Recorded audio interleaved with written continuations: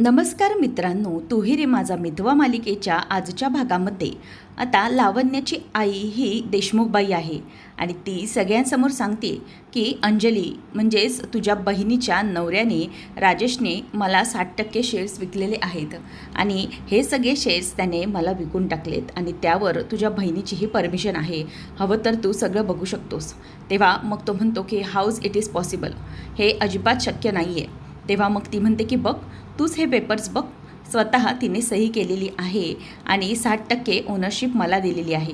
तेव्हा मग आता ईश्वरी ही तिच्याकडे बघायला लागते आणि नंतर अर्णव सगळे पेपर्स बघत असतो. ती म्हणते की आता मी या कंपनीची ओनर आहे आणि तुम्ही त्या राजेशला बोर्ड ऑफ डिरेक्टर्सचे मेंबर बनवलं होतं ना, मग तो मेंबर बनला आणि त्याने हे सगळं काम केलं. त्याच्याकडे प्रायोरिटी होती आणि त्याने ती अथॉरिटी गाजवली. तेव्हा मग हे सगळं त्याने घडवून आणलेलं आहे. म्हणूनच आता मी तुम्हाला सांगते की या कंपनीची 60% ओनरशिप मी आहे आणि किती काही झालं तरी कंपनीचे बऱ्यापैकी अधिकार माझ्या हातात आहे. त्यामुळे मी काहीही करू शकते आणि अगदी काही करू शकते, असं म्हणून ती आता गालातल्या गालात हसते. आणि त्यानंतर ती म्हणते की बघितलेत ना पेपर, आता तरी विश्वास बसला ना की मी काय म्हणाले त्याच्यावरती. सगळेजण आता तिथे बघत असतात. त्यानंतर ती देशमुखबाई म्हणते की तुला आता असं वाटत असेल की मी काय केले आणि काय नाही, परंतु हे सगळं तू केलेस ना, त्याचंच फळ तुला मिळते.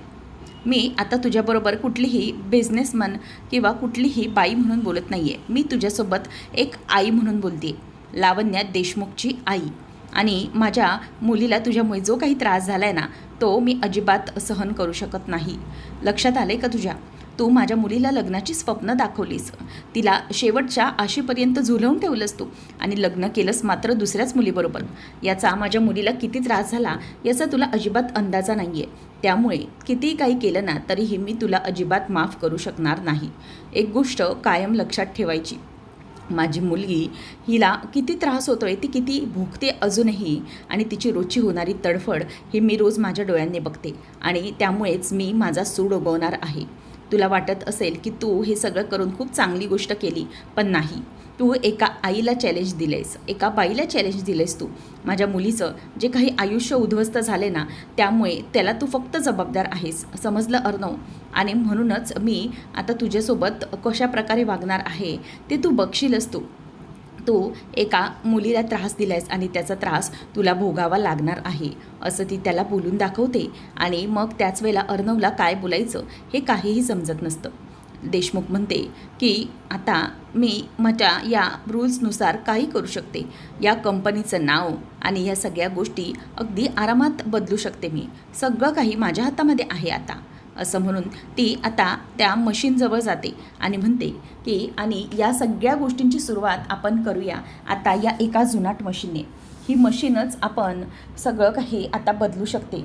त्यामुळे मग या मशीनमुळेच आपण सगळं काही करू शकतो.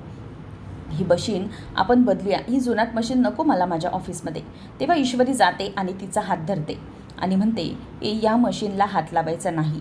तेव्हा मग अर्णव देखील येतो आणि म्हणतो की एक minute, this is not only machine, bloody machine. ते माझ्या आईचं मशीन आहे आणि त्यामुळे त्याला हात लावण्याची हिंमत तर तुम्ही अजिबात करू नका.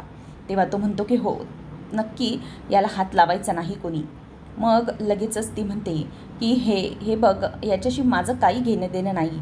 खरं तर हे मशीनच मला बदलायचं आहे आणि म्हणूनच तर मी हे मशीन बदलणार आहे. मला सात्विक फॅशनचं सगळं जुनं नामोनिशान मिटवून टाकायचं आहे. या कंपनीशी माझं काही घेणं देणं नाही आहे, पण आता मला या कंपनीतून ह्या जुनाट वस्तू काढून टाकायच्या आहेत आणि या कंपनीचं नाव म्हणजे तुझ्या आईचं हे असलेलं नाव सगळं मला पुसायचं आहे. तेव्हा मग आता ती म्हणते की एक गोष्ट लक्षात ठेवायची, मी काहीही करू शकते. तेव्हा तो म्हणतो की मला बाकीचं काही माहिती नाही, परंतु या मशीनला हात लावायचा नाही आणि किती काही झालं तरीही मी या मशीनला हात लावू देणार नाही. माझ्या शेवटच्या श्वासापर्यंत हे नाव आणि हे मशीन इथून हलणार नाही. तेव्हा मग यावर ती बाई म्हणजेच देशमुख म्हणते की नाही, तुला जे काही करायचं ते कर, पण सुरुवात ही झालेली आहे आणि याचा शेवटही मीच करणार आहे, समजलं? असं म्हणून ती आता तिथून निघून जाते. आणि अर्णवला खरं तर या सगळ्याचा खूप धक्का बसलेला आहे आणि तो सगळ्या गोष्टींचा विचारच करत राहिला आहे. नंतर मग आता अंजलीच्या डोक्यामध्ये खूप विचार सुरू असतात की नक्की काय करायचं, काहीही तिला सुचत नसतं. त्यानंतर अर्णव आपल्या आईचं मशीन व्यवस्थित करून ठेवतो, झाकून ठेवतो, जेणेकरून त्या मशीनला परत कोणीही हात लावायला नको. आणि बोर्ड ऑफ डिरेक्टर्सचे मेंबर सगळेजण अर्णवकडे बघत असतात. तो खूप जास्त टेन्शनमध्ये असतो. तेव्हा सगळेजण आपापले फाईल्स घेतात. तो अर्णवला ते काहीच बोलत नाहीत आणि तिथून गपचूप निघून जातात. आणि ते निघून गेल्यानंतर इथे अर्णव म्हणतो की राकेश याने इतकं नुकसान केलेलं आहे आपलं. तर अंजली हे सगळं बाहेरून ऐकत असते. तिला या सगळ्याचा खूपच त्रास होत असतो. ती रडायला लागते, कारण की इतकं सगळं होऊनही त्या राकेशमुळे सगळं अडकलंय याचा तिला खूप त्रास होत असतो. आता अर्णव हा तिथेच उभा असतो आणि त्या सगळ्या गोष्टींचा विचार डोक्यातून त्याच्या येत असतो. त्यावेळेला मग आता अंजली, तिला काहीच वाटत नसतं, म्हणजे तिला त्रास होत असतो या सगळ्या गोष्टीचा. काय करावं काहीच सुचत नसतं. ती आता आतमध्ये येते केबिनमध्ये आणि ईश्वरी अर्णवला शांत करत असते. तेवढ्यातच तिची नजर पडते अंजलीवरती. अंजलीताई रडत असते. तेव्हा ईश्वरी अर्णव तिच्याजवळ धावत येतात. अंजली म्हणते की काय करू मी, मला खरंच काही कळत नाही. इतकं सगळं चांगलं सुरू असताना हे काय नवीन घडलंय मध्येच. मला ना याचा खरंच खूप जास्त त्रास होतोय. त्या राजेश नावाचा चॅप्टर माझ्या आयुष्यातून कायमचा क्लोज झाला असं वाटत होतं, पण नाही, असं अजिबात काहीच घडत नाही आहे. तो माणूस माझ्या आयुष्यातून काही केल्या जात नाही आहे. तो आयुष्यात इतका मोठा लॉस करून गेला, पण आता आपल्या कंपनीतही त्याने इतका मोठा फ्रॉड करून ठेवला आहे. खरंच मला काही वाटलं नव्हतं की हा माणूस इतक्या थराला जाऊन सगळं काही करू शकतो. इतक्या मेहनतीने उभी केलेली माझ्या चिंटूने आमची कंपनी सगळं काही खाक झालं आहे. काय करू मी, खरंच कळत नाही आहे. या सगळ्याच्या मुळावर ती बाई उठली आहे, काय करू. तेव्हा मग ईश्वरी म्हणते की ताई, तुम्ही नका काळजी करू, होईल सगळं व्यवस्थित, नका घाबरू तुम्ही. अंजली म्हणते की कसं होईल व्यवस्थित ईश्वरी, सांग ना मला. अगं ह्या सगळ्या गोष्टी अशा घडतायत, काय करू मी. अगं आज घरातून येताना मोठ्या नवीन उमेदीने आशेने बाहेर पडले. आईचा आशीर्वाद घेतला, आजीचा, आणि नवीन काहीतरी सुरुवात करते अशा आशेने घराच्या बाहेर पडले गं मी. पण इथे येताच माझा हिरमोड झाला. काय करू. इथे आल्यावरही माझ्या लक्षात आलं की तो राजेश काहीही करू शकतो. हे सगळं करून त्याने काय मिळवण्याचा प्रयत्न केला आहे, तर आपली कंपनी पुन्हा स्वतःच्या हातात घेण्याचा प्रयत्न केला आहे. उद्या जाऊन आमची कंपनी नाही राहिली तर काय करायचं मी. इतक्या मेहनतीने चिंटूने सगळं उभं केलं होतं, ते जर नाही राहिलं तर काय करायचं. तेव्हा मग अर्णव म्हणतो की 1 मिनिट ताई, अजिबातच आपण हरायचं नाही आहे. तुला माहिती आहे आपली आई काय सांगायची. आई हेच सांगायची की अगोदर आपलं मन हरतं, आपण मनातून हरतो आणि नंतर आपण पुढची लढाई हरतो. त्यामुळे आपण आपलं मन हरायचं नाही आहे. काही झालं तरीही आपल्याला हरायचं नाही आहे.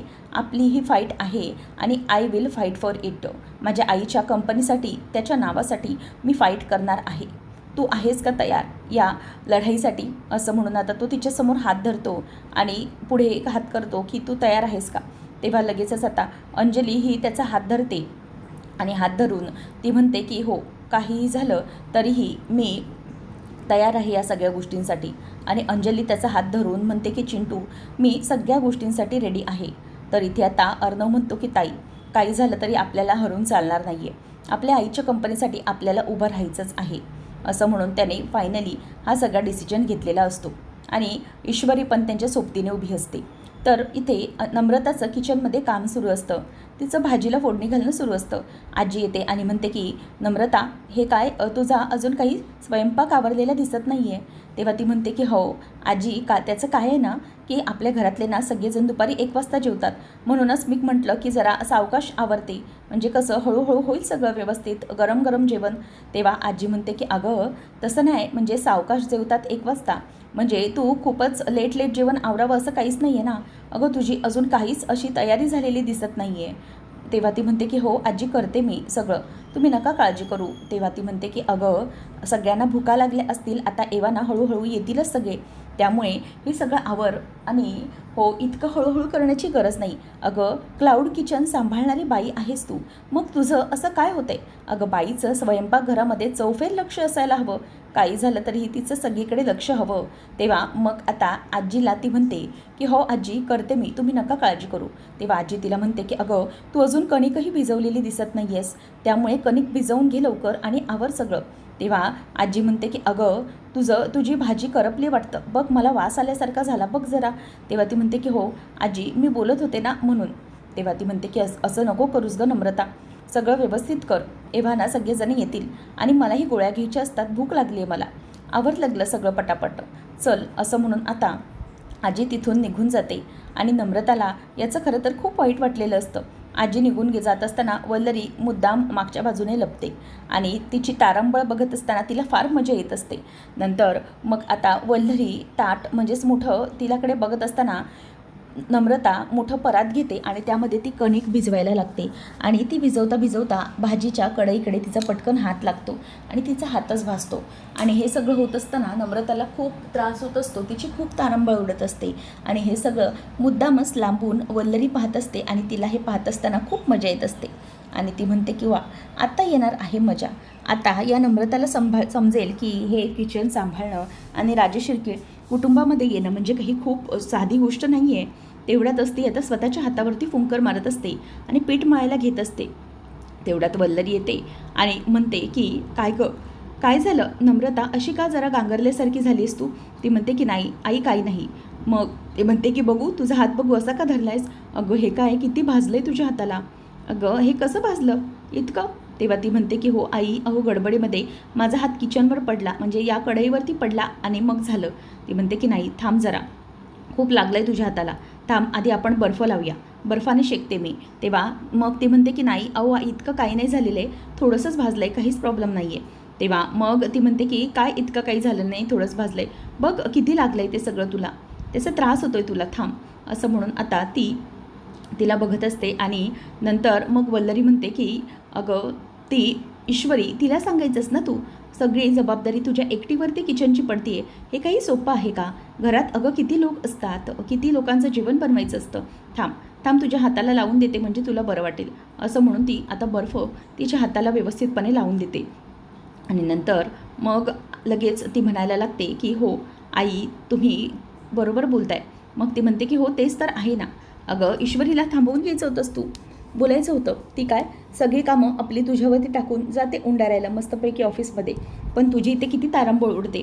तेव्हा ती म्हणते की काहीतरी महत्त्वाचं काम होतं. तेव्हा ती म्हणते की हो अगं किती महत्त्वाचं काम असतं प्रत्येक वेळेला जायलाच हवं का ऑफिसमध्ये? घरातही इथे काही काम आहेत की नाही? म्हणजे तुला आपलं लग्न तू करून आल्यापासून सगळी जबाबदारी ती तुझ्यावरती टाकून अगदी मस्तपैकी बाईसाहेब बाहेर फिरत असतात आणि तुलाही महत्त्वाची कामं नाही आहेत का? तू पण तुझं महत्त्वाचं क्लाउड किचन आहे, पण लग्न झाल्यानंतर तुझी जबाबदारी, तू हे घर समजून प्रायोरिटी समजून क्लाउड किचन बंद केलंस की नाही आणि या घरासाठी आता इथेच अट्टेस की नाही आहे तू? मग तसंच समजायला हवं ना ईश्वरीने पण, म्हणजे सारख्या या गोष्टी कशाला समजवायला हव्यात? तिलाही हे सगळं समजलंच पाहिजे ना. थांब बाई, भाजी बघूया, नाहीतर उगच लागायची. असं म्हणून आता मामी ती भाजी ढवळायला लागते आणि म्हणते की नम्रता, तू नको काळजी करूस, होईल सगळं व्यवस्थित. पण एक गोष्ट मला कायम जाणवते की ईश्वरीने ना लग्न करून आल्यापासून तुला अगदी ना इकडची मोलकरीण बनवून ठेवलेलं आहे, कुठल्याच कामाला ती हात लावायला बघत नाही. पण मी एक गोष्ट सांगते, तू तिच्याशी बोलून घे लवकरात लवकर. तेव्हा ती म्हणते की आई हो करते मी सगळं. मग आई म्हणते की हो नम्रता, अगं हळूहळू कर हा सगळं, काळजी करू नकोस आणि घाईघाई करू नकोस आणि असे उपद्व्याप करू नकोस. असं म्हणून ती आता तिला समजावते आणि मग मुद्दाम वल्लरी जाऊन बाजूला उभी राहते आणि मनामध्ये नम्रताच्या त्याच गोष्टी सुरू असतात. तिला काय करावं ते काही सुचत नसतं. ती हात धरून म्हणते की हो अगदी बरोबर बोलल्या आई, म्हणजे ईश्वरीने अगदी माझं तसंच केलेलं आहे, सगळ्या जबाबदाऱ्या माझ्यावरती टाकल्या. तर इथे मामाचे नुसते टेन्शन होत असतं, कारण की मामा वाट बघत असतो की अर्णवचा फोन कधी येतोय, काहीतरी प्रॉब्लेम झाला हे त्याला कळलेलं असतं. मग तो फोन उचलतो आणि म्हणतो की पण अरे हे कसं शक्य आहे, हे कसं करू शकतो तो? तेव्हा मग मामाला तो सांगतो की हो त्याने हे सगळं बोर्ड ऑफ डिरेक्टर्सचं मेंबर असतानाच केलेलं आहे आणि अंजली दिच्या सह्या घेतल्यात त्याने. तेव्हा मग राकेशच्या बाबतीत हे सगळं असं केलं, आपण त्याच्यावरती विश्वास ठेवला, त्याला ऑफिसमध्ये जागा दिली, हेच चुकलं आपलं. तेव्हा तो म्हणतो अर्णव की हो तीच तर मोठी चूक झाली, त्यामुळेच तर तो हे सगळं करू शकला. पण नाही, काही झालं तरीही मी आता ह्या सगळ्यासाठी साधेपणाने बसणार नाही आहे. त्या राकेशला तो जेलमध्ये असला तरीही याबद्दल मी जाब विचारणार आहे. आणि मामा तू नको काळजी करू, इकडची सगळी मी इथे आता मीटिंग बोलावलेली आहे, सगळ्या गोष्टी मला फाइंड आउट करायच्या आहेत, त्यामुळे मी लवकरात लवकर या सगळ्या गोष्टींकडे लक्ष देणार आहे आणि तू टेन्शन घेऊ नको. मामा म्हणतो की नाही, अर्णव ही खूप मोठी बाब आहे आणि ती लावण्याची आई देशमुखबाई सगळं काही सूड उगवायलाच बसलेली आहे आणि त्यामुळे तू आता विशेष लक्ष दे या सगळ्याकडे. चिंटू डोकं शांत ठेव आणि काय ते कर. तेव्हा तो म्हणतो की हो मामा तू नको काळजी करू, मी बघतो सगळं व्यवस्थित, तुला घाबरण्याची काहीच गरज नाही आहे. तेव्हा मग आता मामा म्हणतो अर्णव, तुला काही लागलंस तर मला लगेच फोन कर, मग मी बघतो काय करायचं ते. तेव्हा तो म्हणतो की हो हो चालेल मामा, तू तिकडे सांभाळ. आणि हो, मी आजीच्या काहीच कानावर घातलेलं नाही आहे, कारण की याचं तिला जास्त टेन्शन येईल म्हणून. नंतर मग तिथे मामी येते आणि म्हणते की काय हो, काय झालं, कोणाचा फोन होता, इतके का टेन्शनमध्ये आहात. तेव्हा मामा म्हणतो की त्या राकेशने त्याने खूप मोठा फ्रॉड करून ठेवलेला आहे. कंपनीचे 60% शेअर जे आहेत ते लावण्य देशमुखच्या आईला सौदामिनी देशमुखला विकलेत. ती म्हणते की काय काय बोलतं हे सगळं, 60% शेअर्स. तेव्हा तो म्हणतो की अगं बाई, जरा हळू बोल, जर आईने वगैरे ऐकलं तर तिला धक्का बसेल. आईला याबद्दल काहीही सांगितलेलं नाही आहे कोणी, अर्णवनंही नाही. तिला खूप मोठा धक्का बसेल याचा. आत्ता सगळं स्थिर होत होतं. तेव्हा मग आता लगेच ती म्हणते की हो अहो, मलाही याचा धक्का बसला आहे, हे कसं करू शकतो तो. आणि तसंही सौदामिनी देशमुख ती बाई तर US ला आहे ना, मग ती इथे कशी आली. तेव्हा मग मामा म्हणतो की अगं बाई, आजच ती ऑफिसमध्ये आली आणि तिने आज सगळा धमाका केला. सात्विक फॅशनचं नाव सगळं काही पुसायचं ती ठरवून आली आहे. आणि त्या राकेशने त्या देशमुख बाईला सगळे शेअर्स विकून टाकले. इतकं सगळं केलं आहे, इतकं मोठं पाऊल उचलले त्या माणसाने आणि सगळी वाट लावून ठेवली आहे. तेव्हा हे ऐकून मामीलाही धक्का बसतो. मामी विचार करते की बापरे, खरंच हा माणूस ना खूप डेंजरस आहे. मला वाटलं नव्हतं तितका मोठा पोचलाय हा माणूस. किती काही झालं तरीही या माणसापासून मला खूप मोठा धोका आहे. म्हणूनच मला एक गोष्ट केली पाहिजे. उद्या जाऊन तो काही करू शकतो.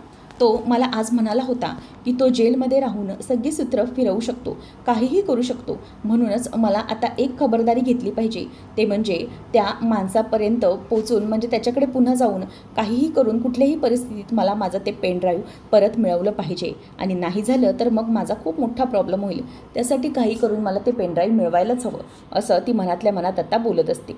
त्यानंतर मग आता नम्रता रूममध्ये येते. ती ड्रॉवरमध्ये काहीतरी हाताला लावण्यासाठी क्रीम शोधत असते. तेवढ्यातच आकाशचं कॉलवर बोलणं सुरू असतो. तो म्हणतो की हो मी निघतो लगेचच. तेव्हा मग तो म्हणतो की नम्रता चल, आय हॅव टू गो. तेव्हा ती म्हणते की कुठे चाललाय तुम्ही, आता ऑफिसमध्ये. तेव्हा तो म्हणतो की हो महत्त्वाचं काम आहे काहीतरी, मला जायला हवं. ती म्हणते की असं काय म्हणताय आकाश तुम्ही, आता रात्रीच तुम्ही तुमचं काम संपवलं रात्रभर जागून आणि आता परत तुम्ही ऑफिसमध्ये चाललायत. तेव्हा तो म्हणतो की येस, मला दादाचा कॉल आला होता आणि त्याच्या बोलण्यावरून तरी मला वाटत होतं की इट्स व्हेरी सेन्सिअर मॅटर. आणि खरंच मी तुला सांगतो काहीतरी डेंजरस झाले असं वाटतंय त्याच्या बोलण्यावरून.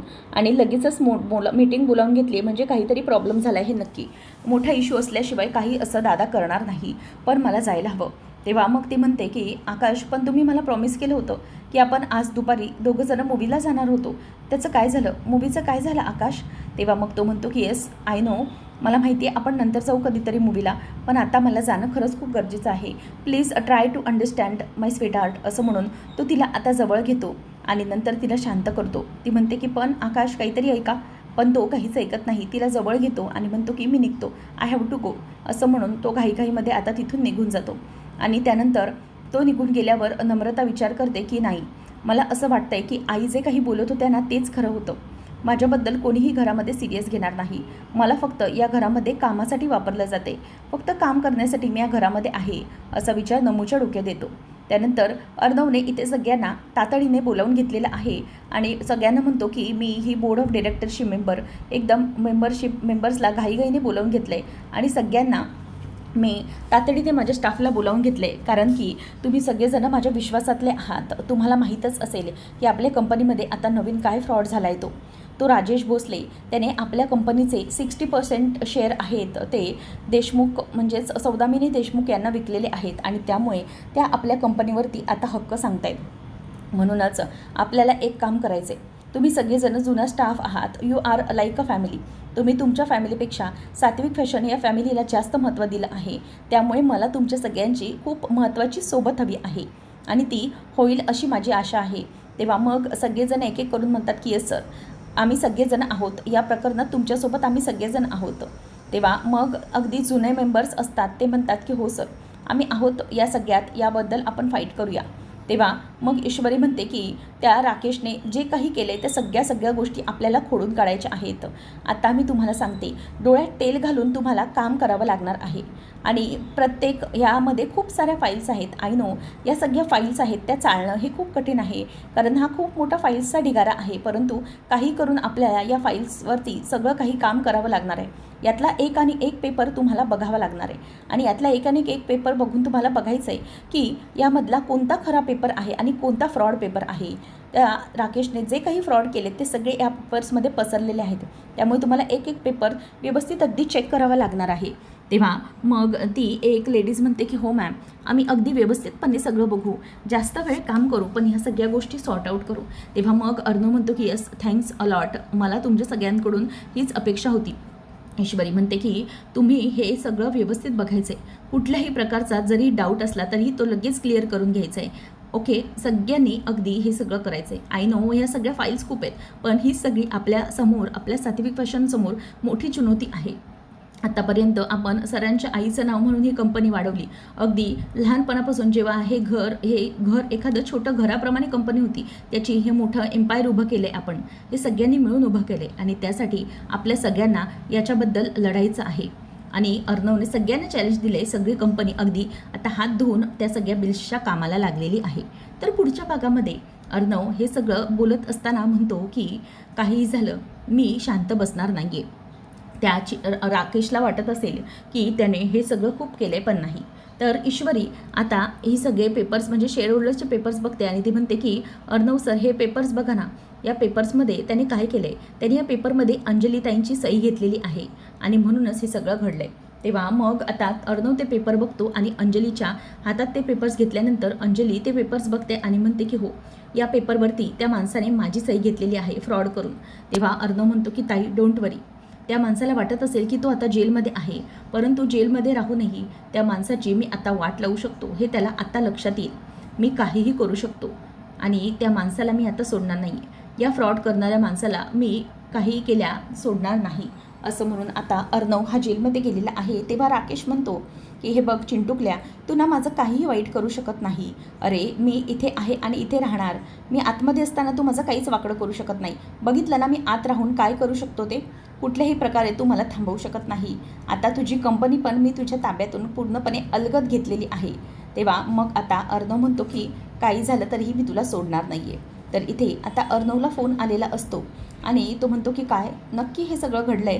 तेव्हा मग ईश्वरी फोन ठेवल्यावर विचारते की अर्णव सर, काय झालं, काय प्रॉब्लेम आहे. तेव्हा अर्णव सांगतो की पोलीस स्टेशनमधून इन्स्पेक्टरचा फोन आला होता आणि तुझे जे काही हल्लेखोर आहेत ते सापडले आहेत. आता हे ऐकल्यावर ईश्वरीलाही धक्का बसतो. नेमकं आता ईश्वरीला काय करावं ते सुचत नाही. तर इथे दुसरीकडे मामी हे सगळं ऐकत असते आणि मामी म्हणते की बापरे, म्हणजे ते हल्लेखोर सापडले. आता जर माझं नाव घेतलं तर या बाबतीत तिलाही भीती वाटत असते. आता नेमकं पुढे सगळं काय घडणार आहे, मामी या हल्लेखोरापर्यंत पोचेल का आणि अर्णवच्या हाती मामी लागेल का, पाहणं अगदी रंजकतेचं ठरणार आहे. अशाच मालिकांचे अपडेट जाणून घेण्यासाठी आजच आपल्या चॅनेलला सबस्क्राईब नक्कीच करा. धन्यवाद.